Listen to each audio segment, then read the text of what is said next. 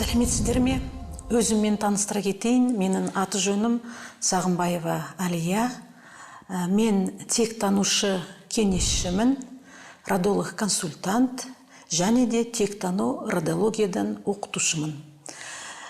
Менің бүгінгі бөлісейін деп отырған мәліметтерім ол тек тану негіздері жөнінде және де отбасындағы тек тану мәдениетін қалай қалыптастыруға болады екен.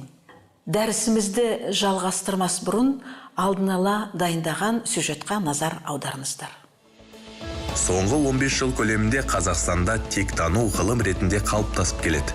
Оның қандай пайдасы бар десеңіз, ол тікелей ұлттық бірегейлікті сақтауға, ел жандылық пен адалдыққа тәрбиелейді. Белгілі ғалым, тарих ғылымдарының докторы, профессор Мақсат Алпысбесұлының айтуынша бүгінгі ұрпақ тегін тану арқылы мықты мемлекет қалыптастырып болашаққа қадам басады. Тектілік ұғымын пара-бар ұғымның бірі қасиетті адам. Ал тексіз адамды қасиетсіз деп тану, ол қазақ халқының өзіндік ой санасында бар нәрсе. Енді сол тектілік, қасиеттілік деген нәрсені айтатын болсақ, бұл адам бойындағы ізгі қасиеттер. Яғни бірінші, адамның бойындағы ар намысы, адалдыққа, әділдікке деген беріктігі және тура жолмен жүру.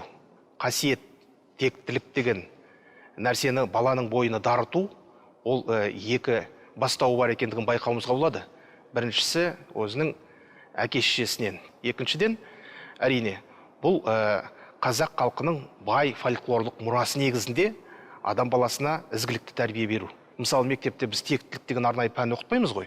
Бірақ сол тектілікті, бекзаттықты, адам бойындағы қасиеттерді тәрбиелейтін, қалыптастыратын мектептік пәндердің мазмұнында, бағдарламаларында болу тиіс деп айтқым келеді. Тектану қайта түлеп, рухани жаңғырудың жолы. Оны білу арқылы білімнің салтанат құрып, сананың ашықтығына тағы бір жол ашылады. Қазір біз бәріміз керемет қызықты құбылыс заманда өмір сүріп жатырмыз. Әрбір мемлекет, әрбір қоғам келешекке экономика жағынан, саясат жағынан, рухани жағынан дамыту жолдарын іздеп жүр. Ата-бабаларымыздан келген мынандай бір дана сөз бар. Егер қайда барарыңды білмесең, тоқта да ойлан, қайдан келдің? Міне осы дана сөздерді өзімізге, қазақтарға, Қазақстанға қолдансақ, біздің ата-бабаларымыздан келе жатқан бір талай даналық, керемет салт дәстүрлеріміз, әдет ғұрыптарымыз бар. Оның көбі осы шежіре ұғымына кеп тіреледі. Әлі күнге дейін бір-бірімен кезіккенде, танысқанда, әсіресе үлкен адамдар руың кім деп сұрайды. Ол трайбализмға жатпайды, ол бөлуге жатпайды. Руың кім деген, сен кімсің, болмысың қандай, мінезің қандай, қандай жерден шықтың деген сөз. Қазақтардың да тағы сөздері бар ғой, осы тек жөнінде, шежіре жөнінде. Жеті атасын білген ол, жеті жұрттың қамын жер. Тегін білмеген тексіз, жеті атасын білмеген жетесіз. Осы қазақтардың мақал мәтелдердің түбінде өте үлкен мағына жатыр. Кезінде шежірені қазақтар не үшін білген, не үшін сақтаған? Оның мағынасы тек қана сол жеті атаның есімін білу емес, аталарым, бабаларым кім болды? Әжелерім, аналарым қандай болды? Қазақтың тағы бір сөзі бар, жақсы сөз, жарым ырыс. Сондықтан 1917 жылға дейін біздің осы қоғамда, қазақтың қоғамында тектілік, мәдениет деген өте жақсы қалыптасқан болған. Әрбір отбасыда, сондықтан біз осыншама жерді қорғап қалдық. Атан осындай батыр болған, анан мынандай мейірімділік болған, әкен мынандай адамгершілік болған, әжен керемет еңбекқор деп бала шағаға отбасыда айта беретін. Сондықтан бұл текте мұрагерлік жатта бар қабілет, қасиет, Ал балаға сол ата-бабалары жиі айта берсе, жақсы жақтарын, жағымды мінездерін, жақсы әдет-ғұрыпты айта берсе, бала да сонда жақсы болады ғой. Әрбір адам деген тектің бір бөлігі. Ал біздің қоғамымыздың, мемлекетіміздің бөлігі, ол әрбір әулет, әрбір отбасы, әрбір тек деп айтуға болады. Бірақта 20 ғасырда осы біздің тектілік мәдениетіміз әлсірей бастады. Оның өз себептері бар. 20 ғасырда болған біздің еліміз, халқымыз көрген көп қуғын сүргіндер болды. Сондықтан 20 ғасырда көп біздің аталарымыз бен әжелеріміз жетім қалды. Интернатта, балалар үйінде тәрбиеленді. Оның үстіне ашаршылық болды, репрессия, отан соғысы болды. Сондықтан жеті аталарының есімін мұта бастады. Кейбір құндылықтарымыздан айырыла бастадық. Ең сол 20 ғасырда болған әлеуметтік қуғын сүргіннің ең қатты соққысы, ол біздің әрине бәріміз де білеміз, тілімізге қатты тиді. Сондықтан менің өзімнің қазір зерттеуім бойынша, қазіргі біздің қоғамда тек қана шамамен 20% қазақтар жеті атасына дейін біледі. Сондықтан келешекте біз міне айтып жүрміз ғой, рухани жаңғыруымыз керек деп, менің ойымша, рухани жаңғыру деген қазіргі міне, мысалы, сіз тек қана атаңызды білесіз, ары қарата мәлімет жоқ. Кезінде мүмкін сіздің атаңыз жетім қалған шығар. Бірақ та рухымыз жаңғыру үшін сіз осы сол білген атаңыз туралы сақтап қалуымыз керек әрбір мәліметті. О кісі қай жерде жұмыс істеді, қандай жақсы қасиеттері болды, қандай жақсы жағымды мінез құлқысы болды. Соның бәрін балаларыңызға, немерелеріңізге айтып отырған дұрыс. Сонда енді былай шамамен қарасақ, мысалы ондай адамдармен мен жиі кездесемін. Атамнан ары қарата ешқандай мәлімет жоқ, таба алмайтын шығармын деймін. Сонда мен айтатынымын, сол атан туралы естелікті сақта, балаларына, немере шөберелеріне айта бер. Сондықтан келешекте өзіңіздің шөбереңіз математика арқылы санап көрсе, өзінің жеті атасын біледі. Ол шамамен бір 70-100 жылдан кейін әрбір қазақ өзінің жеті атасын біледі деп сенемін. Мысалы, Батыс Еуропада кезінде емес, қазірде тек қана патшалар, тек қана графтар өзінің генеалогиясын, қазақша айтқанда шежіресін біледі ғой. Ал біздің қазақ, әрбір қазақ шежіресін білу міндетті болған. Сондықтан мен кейде қалжыңдап та айтамын, кейде ол рас сөз. Сондықтан әрбір қазақ ол ақсүйек, әрбір қазақ ол аристократ деп айтуға болады. Тек танудың ең басты тәсілі түсіну мен қабылдау. Тек деген, енді ғылыми тілінде айтсақ, тек деген ол не? Ол көп ұрпақты топ. Өзіміз, ана мен әкеміз, екі жақтан екі атамыз, екі әжеміз, олардың да өзінің әке шешелері болды. Қазіргі сонда ғылыми ұғымы бойынша тектілік мәдениетіне тек қана әке жағымыз ғана емес, ол қазақтың ұғымында шежіре деп аталады ғой. Қазір көбінесе ғылыми дәлелдерге жүгінсек, нағашыларды да білген жөн. Сондықтан мысалы қазір біз өзіміздің тек тану әдісінде генограмма деген схеманы пайдаланамыз. Ол схемаға, ол сызбаға біздің әке жағымызда кіреді. Жеті аталарыңызды білсеңіздер өте қуаныштымыз. Сонымен қоса оған нағашылар да кіреді. Нағашы атамыз, әжеміз, туған туыстарымыз. Қазақтың ұғымы бойынша текті тек қана ұл бала жалғастырады. Ол қазақтың да ұғымы, көп түркі тілдес елдердің ұғымы. Ал бірақ та генетиканың көзқарасы бойынша текті ұл бала да жалғастырады, қыз бала да жалғастырады. Себебі биологияға қарасақ 23 хромосомаға кеп тірелеміз. Сондықтан әрбір адам енді Алла тағаланың әмірімен солай құрастырылған. Бізде 46 хромосомамыз бар, 23-і әке жағымыздан келіп тұр, 23 хромосомамыз ана жағымыздан келіп тұр. Тек тануды не үшін білу керек? Ғылыми түрде қарасақ, тек деген ол жүйе. Ол жүйеге мен жаңа түсіндіріп кеттім. Ол бірнеше ұрпақты адамдар кіреді. Әрбір жүйенің өз заңдылығы бар. Мысалы, біздің қоғамдық заңдылықтар бар, ғылыми заңдылықтар бар, табиғаттың өзінің заңдылығы бар. Солай генетиктар зерттеу бойынша әрбір тектің өз заңдылықтары бар екен. Мысалы, бір текте мұғалімдардың династиясы. Әжесі де мұғалім болған. Ол текте бар қасиет, сондықтан қабілет, сондықтан ұрпақтары да, балалары, немерелері де мұғалім болуы өте оңай.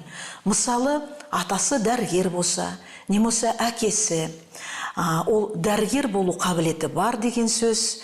Сондықтан біз бір жағынан сол тектің қандай жағымды заңдылықтары бар екен. Ол мінез құлықтары, қандай салада жұмыс істеді, соның бәрін зерттеп, сол бізге келген адамдарға соның бәрін түсіндіреміз. Оны біздің бағытымызда тектің күші, тектің қасиеті, тектің қабілеті дейміз. Осы тектің күші әрбір адамда бар. Тіпті балалар үйінде асыранған жетім балада, оның да әке шешесін білмесе де, бірақ та сол тектің рухы, тектің қасиеті, тектің күші ол жетім балада да болады. Ал енді бірақ та біз көбіміз әке шешемізді, ата әжелерімізді білеміз. Сондықтан осындай жағымды жақтарды, жақсы тегімізде болған оқиғаларды, жақсы аңыздарды жиі айта берген дұрыс болады. Ал бірақ та адамзат деген солай, біз жақсы жағымыз да бар, жаман жақтарымыз да бар, жағымсыз мінез құлқыларымыз да болады. Сондықтан осының бәрін түсінгенде, мысалы, мен өзім бірталай балалармен жұмыс істегенде, ұрлық деген енді бір жағымсыз сондай әдет болады.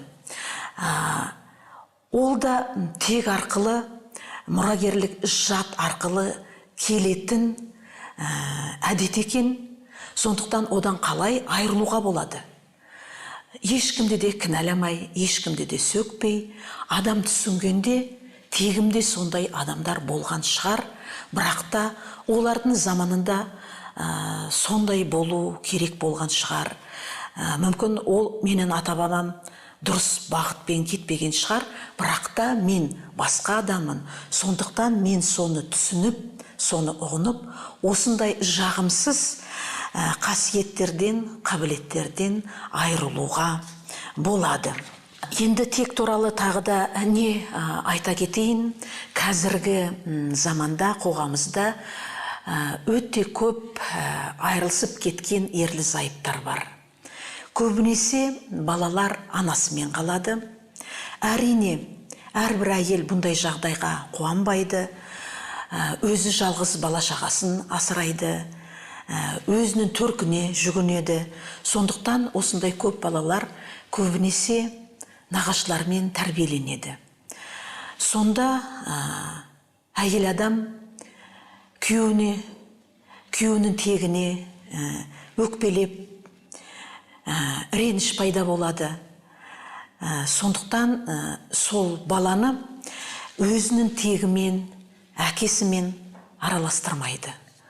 Бұл енді психология жағынан қарасақ, біздің тек тану жағынан қарасақ, онша дұрыс емес. Бұл балаға қатты әсер беруі мүмкін. Әр адам өз тегінен жұлынып қалса, тамыры жоқ ағаштай өмір сүреді ғой. Тамыры жоқ ағаш ол өспейді, өнбейді. Сондықтан біз кеңес бергенде, семинар өткізгенде, келесі тағы айтатын біздің ұсынысымыз, біздің ақылымыз деуге болады. Адам деген керемет рухты жан.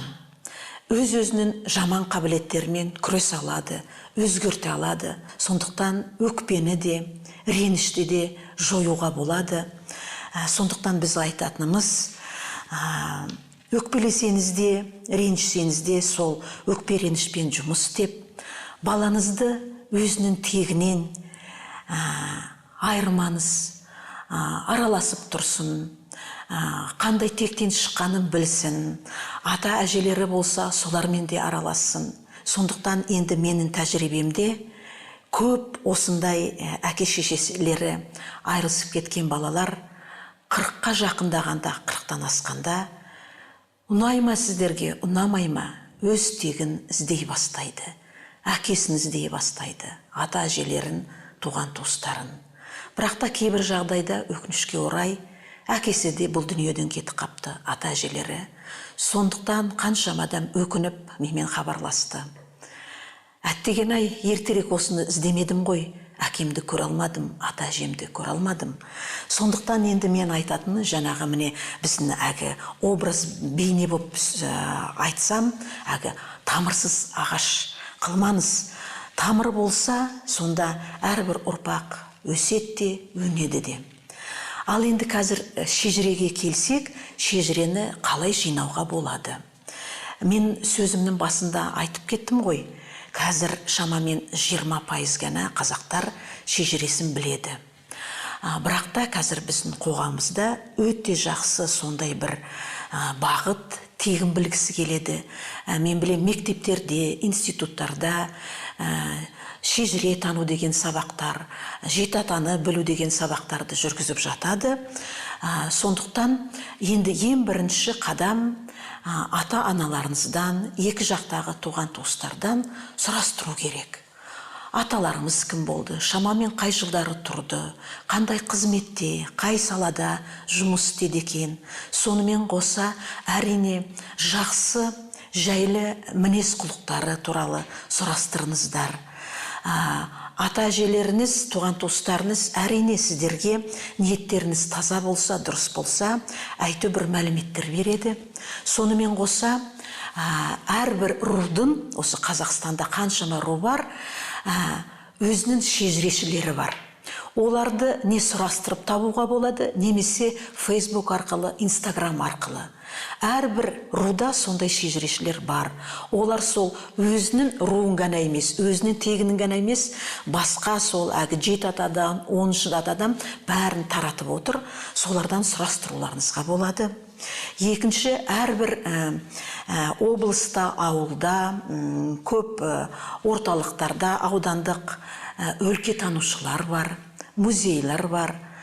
Солармен сөйлесеңіздер, олар өздері білмесе де сол білетін адамдарға сіздерді жіберіп отырады.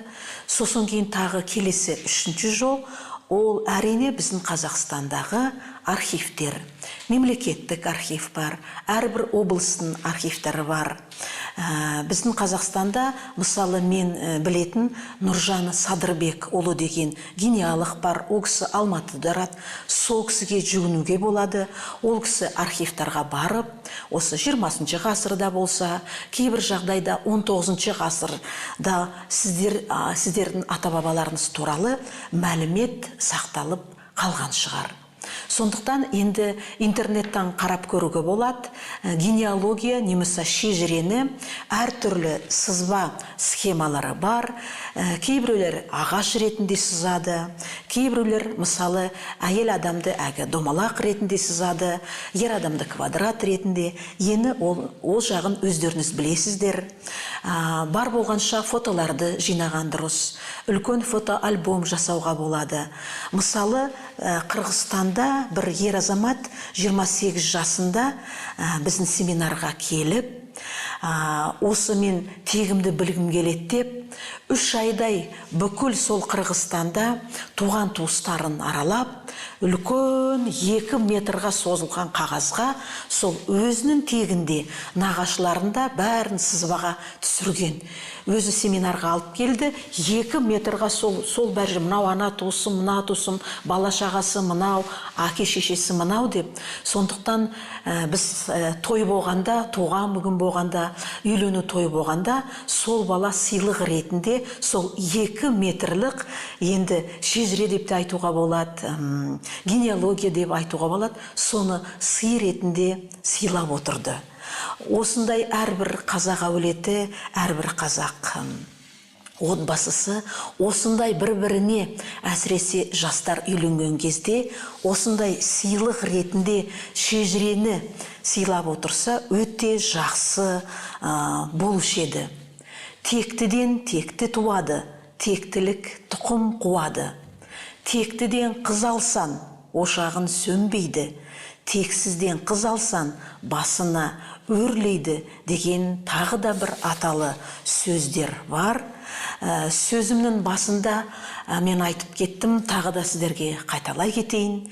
Тегін білмеген тексіз, жет атасын білмеген жетесіз. Сондықтан тек деген ол не? Тек деген ол болған, бар, бола беретін бақ. Сондықтан осы әрбір қазақтың басына Алла тағала ата бабаларымыз берген бағымыздан айрылмайық. Ең соңында айтатын сөзім, тегінді біл қазағым. Тегімізді білсек, біз рухани да жаңғырамыз, саясат жағынан да жаңғырамыз. Біздің мемлекетіміз рухы күшейіп, жақсы, керемет мәңгілік ел боламыз.